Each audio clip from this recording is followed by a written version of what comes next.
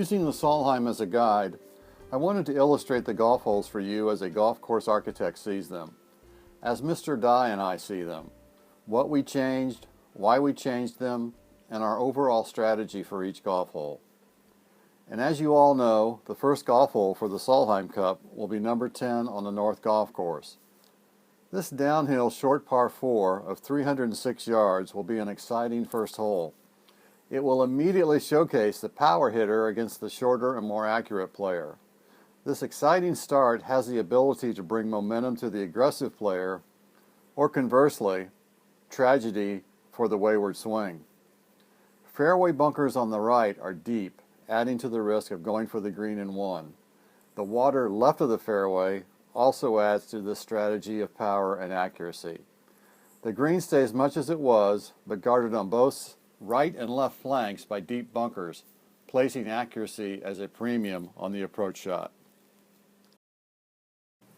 Golf hole number 2 for the Solheim, our 11th on the north, will play as a long par 4. As it is normally downwind, it should play shorter than its yardage. Mr. Dye and I developed the right-to-left tee shot, allowing a golfer to take full advantage of this prevailing wind. The staggered bunkers, short left and long right, promote this shot pattern.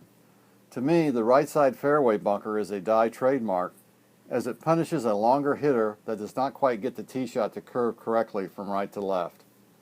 By shifting the lake towards the green, it is now guarded by both a bunker and water along its left, with a large open approach angle from the right. This again provides for a right-to-left approach shot into the green. And yes, stay away from the pot bunker guarding the front left hole locations. Wow, what a beautiful golf hole. An original design by Mr. Dye with influence from the great architect Alister MacKenzie. Des Moines Golf and Country Club has one of the few boomerang greens in the country. Depending on the hole location and the wind, this par 3 is planned to play approximately 168 yards for the Solheim Cup. Golf hole number 4 for the Solheim Cup will be a par 5 of 561 yards. Narrow and playing into the prevailing wind, it should be a 3-shot hole for the majority of the players.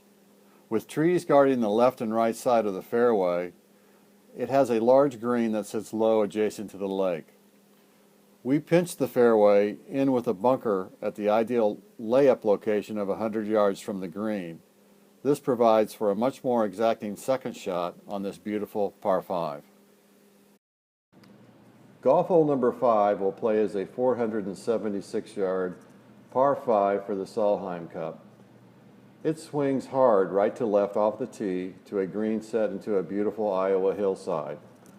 Both the fairway and green on this challenging golf hole are protected along the left with a deep grass swale and additional bunkers. The green is also guarded by a bunker flanking its right front approach. A difficult golf hole requiring both accuracy and length. Golf hole number 6 is one of my favorite on the golf course. It will play as a 409-yard par 4 for the Cup. Its ideal setting and flow of topography provides a natural left-to-right tee shot and then reverses to a right-to-left approach into the green. This is all supported by the natural contours of the land. Just an ideal golf hole. Buckle your seatbelts for the smash buckling par 4 of 331 yards. One of Mr. Dye's earliest examples of a strong, sharp bunker edge, which crisply defines the risk-reward of the tee shot. Should the tee shot challenge the bunker and potentially drive the green, or do you play it safe and challenge that same bunker with a wedge? The choice is yours. Clearly defined, strategic design at its best by Mr. Dye. Number 8 will play as a 171-yard par 3. With a deep bunker along its right flank, the tee shot asks for a slight cut that will glide with the prevailing wind. The final hole on the outward 9 will play as a 562-yard par 5. Playing into the prevailing wind, this golf hole should play to its true length. A small bunker on the right side of the fairway is a good aiming point, asking for a slight draw under this prevailing wind. Then the player will look over a series of bunkers along the left side of the fairway down to the creek and green. On the second landing area, the small right side fairway bunker guards the best approach angle into the green. The green flows right to left, asking for a slight draw. It is guarded by a deep bunker and a creek along its left-hand side. Golf hole number 10, a 386-yard par 4, will welcome the players to the inward 9. This short to medium length par 4 plays slightly uphill back into the prevailing wind on the approach shot. Bunkers guard the left side of the fairway. The green has bunkers on both the left and right side hole locations and will dictate what is the best approach angle from the fairway to the green. One of the most beautiful golf holes on the course, 11, is a 563-yard par 5. Much strategy on this great risk-reward par 5, both off the tee and into the green. The diagonal classic and commonly referred to as a Cape fairway asks the Solheim Cup player, how much do you want to challenge the carry over the water, reducing the distance to the green for your next shot? Similarly, the second shot on this par 5 provides an opportunity to shorten the approach to the green through a small chute right of the center bunker, with the potential of rolling the shot onto the green in 2. But playing left of the center bunker will require a wedge approach. With the many decisions to be made on this golf hole, it should be great fun for match play in the Solheim Cup. Finally, bunkers, hillocks, and moguls guard the right side of the green, and players will be wise to avoid this area and hedge to the left side chipping area. Golf hole number 12 is a narrow par 4 and will play at 424 yards for the Solheim Cup. 2 bunkers protect the left side of the fairway landing area, with trees guarding the right. The hillside bunkerless green revolves around a steep false front. It not only guards all the front hole locations, but also demands a very accurate approach shot. The remainder of the green also has a lot of slope, which will make for tenuous putting. Golf hole number 13 is another beauty playing over the winding terrain of West Des Moines. At 446 yards, this par 4, playing into the prevailing breeze, will be long. Its wide fairway has bunkers guarding its right side. It is best to challenge these bunkers for an advantageous approach angle into the green. The green is plateaued and has the typical die bunkers, moguls, and hillocks along its left side. Players will be wise to give this area plenty of respect and use the right side for any potential miss. Golf hole number 14 is a short par 3 of 163 yards.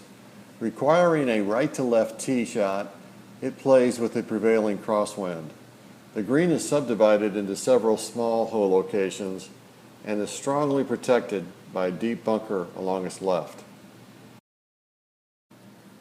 Golf hole number 15 will play as a 536-yard par 5 for the Solheim Cup.